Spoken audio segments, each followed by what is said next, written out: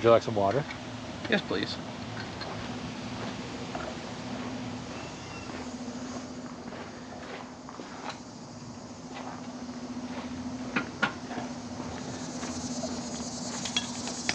Thank you.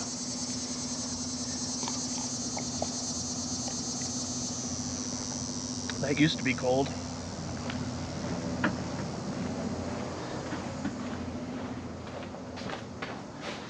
So do you feel like your rear end's a little loose? Yeah. A little more bouncy than it used to be? Absolutely. Does it jiggle way too much and throw your rear end all over the road? Like a bowl full of Jello. Then you might need to replace your suspension. That's not one.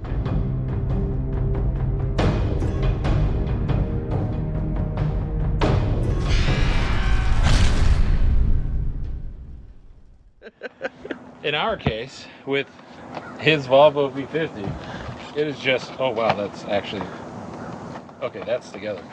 Just shocks. Most other cars, I won't say most, a lot of other cars will have struts in the back as well, but this is a shock and spring divorced setup. So that means this is a separate part to the spring, which actually makes it a lot cheaper to repair if you're not driving a European car. Most shocks on their own for cars are anywhere between $50 and $100, which isn't bad. Most struts, you're looking at typically $100 each. So Give them how much these cost. these Volvo ones that we got from FCPEuro, fantastic company.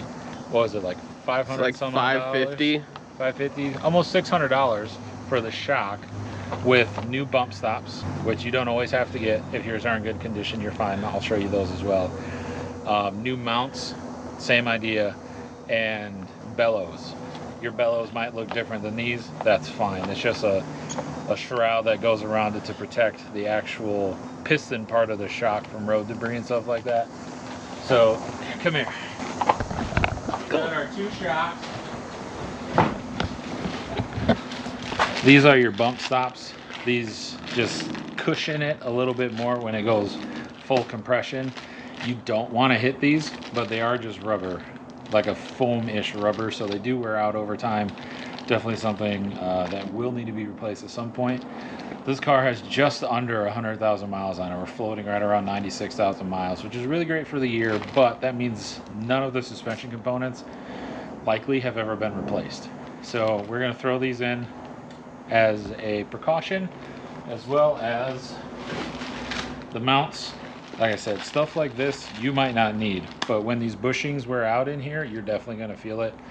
And putting a new shock in will actually just make old bushes like this wear out faster, because they're not in the condition they're supposed to be to handle the forces that they're supposed to take. So we are going to jack up your rear end. Look at that butt. So let's go ahead and get to it then. So your first step, jack up your car. Then put it on jack stands, and then pull off your wheel. And what we're looking for here, this is our shock assembly, all this here. We're gonna be taking it off the control arm down here with this bolt. And then the nicest thing about Volvo is their upper mount bolts go in through the bottom, which does not like ever happen. So that's really appreciated. We're gonna take these bolts out and go from there. We will have to use the jack to support the lower control arm, because otherwise this spring is just gonna push it out and do really dangerous things. So we're gonna support this with the jack, and then we'll actually have to use that to push it back together as well. So in our case, one side is a 15, the other side's an 18, and we're gonna try to break this loose by hand. If not, then I'll have to get my impact in there somehow. Oh yeah. Decent. Yeah. Now we're actually lucky that it's not too rusted, so I'm actually gonna grab a ratchet now.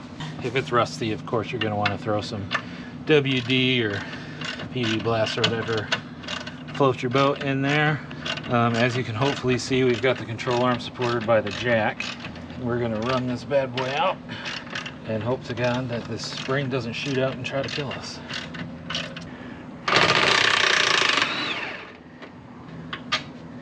There's our bolt. It's got some Loctite on there, so we might throw some on there ourselves. And the nut actually appears it might be welded to the shock, which is cool. So you didn't need that wrench anyway? Nope, that's okay. These feel like a 12. Let's see. It'd be kind of wild if it was a 10, but I'm not complaining.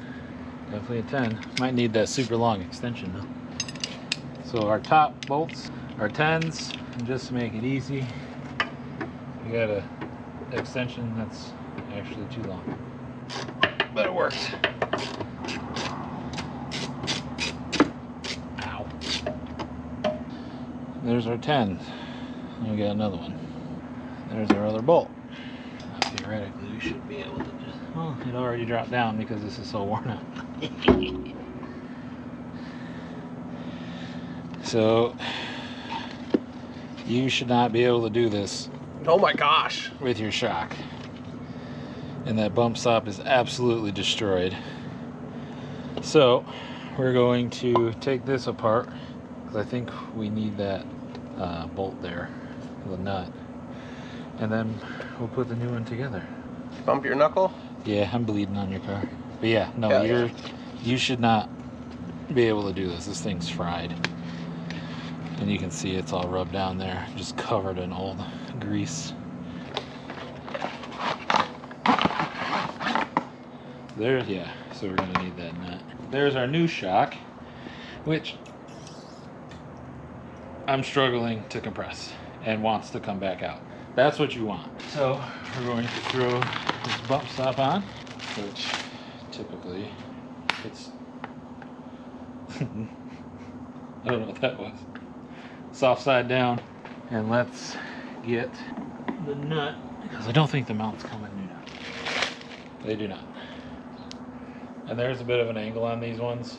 It doesn't appear to matter too much left from right. We did get, oh, there's new lower bolts, so that's good.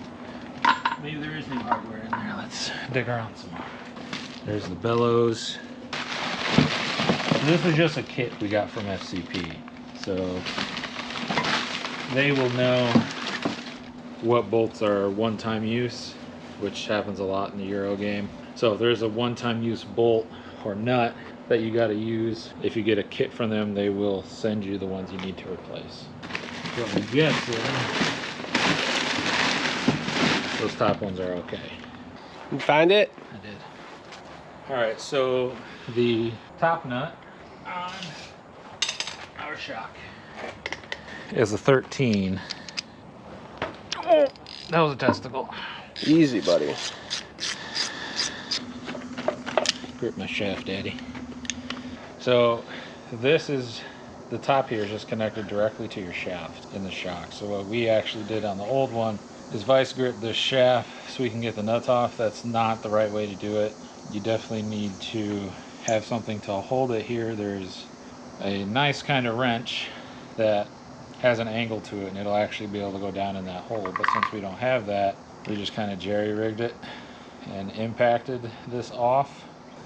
So now, oh, I need to put the bellows on. Duh.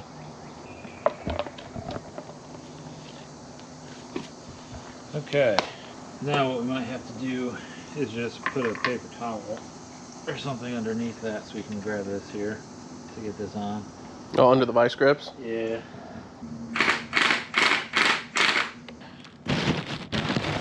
And it's done. Yeah, that should work. We did the same thing. We just put a paper towel in between to protect the shaft. Should be fine. And I think we're good to go. Problem is, I do not remember how this came out. Well, it already dropped down because this is so worn out. So I'm gonna guess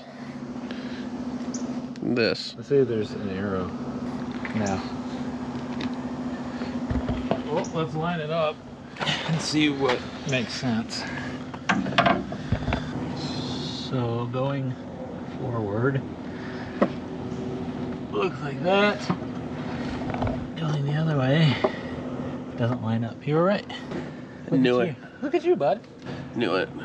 Okay. I'm a genius. So we got to reuse these top ones. I'm going to put a little more Loctite on there.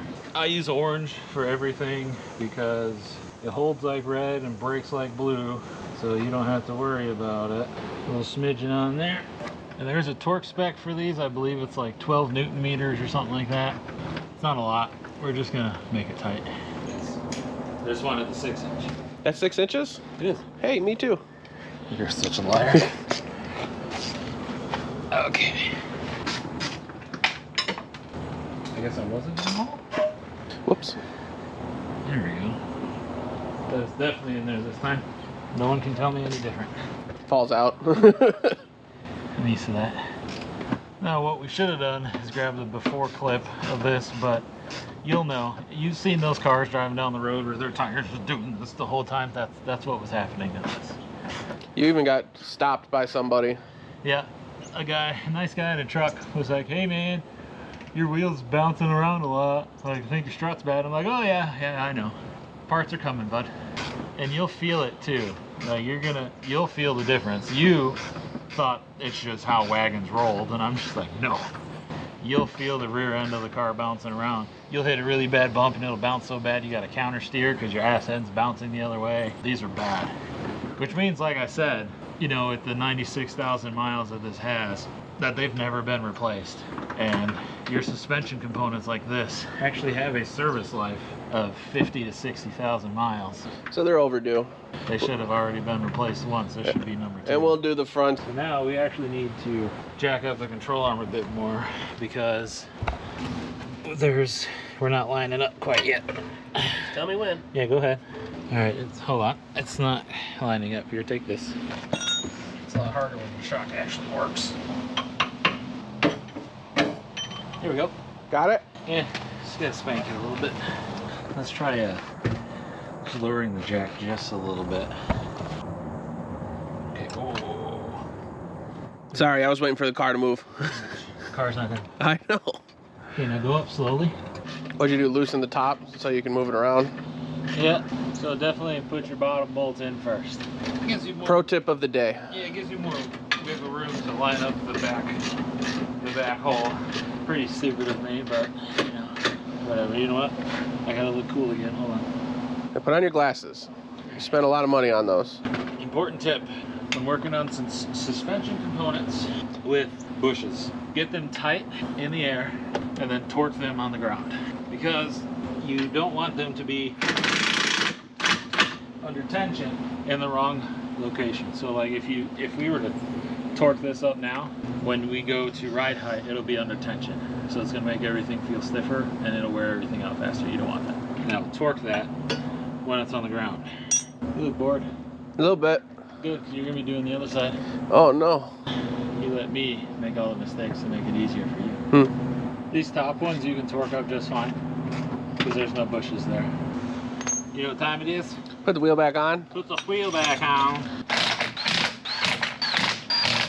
All right, so he worked on the driver's side a little bit, got frustrated, so I finished the job. And so far, just coming down the driveway, we got no knocks, no weird feelings. It is nice and stiff, which is a hell of a lot better than it was, because before, it was like jumping on a waterbed. And look at that. Nice and smooth. Okay. You like that? Sure. That's how this is supposed to drive. I'd say, job well done. Now Let's for Let's tacos. go get some lunch. So are shocks and or struts something you can do at home? Most likely. You saw we had some problems getting the bottom lined up. That's normal. It's going to happen. If you're doing struts on the front, you're going to want to mark your bolts on the lower to make sure everything gets lined up nice. I guess it doesn't really matter if you're pulling it off. But on the front, there's a lot more alignment issues to be concerned about than there is on the rear. Almost anybody could do this on the rear if you're mobile and can use your hands a little bit.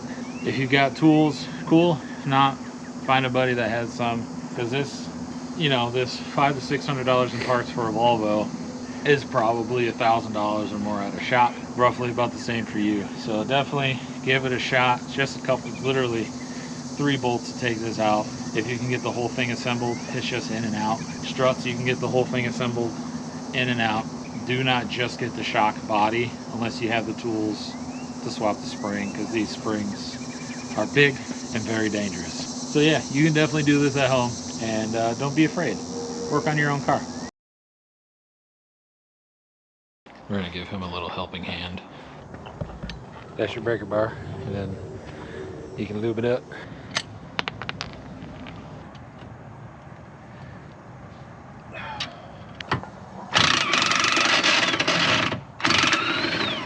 So that's already out. You just might have to jiggle and pull it out. There you go. Oh. Now, before you do that, let me support the control arm. You really can't see that up there. No, you can't at all. Let me get this out of the shop. I'm just showing that an amateur can do this too, that's all. Amateur. The driveway's super hot too. Yeah, it is. Just burnt my hand. Now, they should be a bit snug. You might have to two-hand it. Got it. Oh, it fell off. You're right-handed, right? Yeah. So a trick for that is hold it in place with your weak hand and then line it up so you can pull harder with your strong hand. Gotcha. And then with this this, thing didn't move. well, with the swivel, just kind of have your weak hand up here like this, just letting it slide in your hand. There's just not a lot of room. That's why I got cut. You'll want to break the other one loose before you pull that all the way out, because the mount will spin a little bit. Okay, come on. It is a beautiful day today. It's not bad. Hey, you got one. Well, 2 technically. Or 7, even more technically. You got your wheel nuts off too. Yeah. I gotta get these back in that hole without looking at it? Yes, sir. That's retarded. I should just pay. It's like you could pay people to do this. Yeah, you can. You want to pay $1,000 for this? That's not how much I was gonna give you.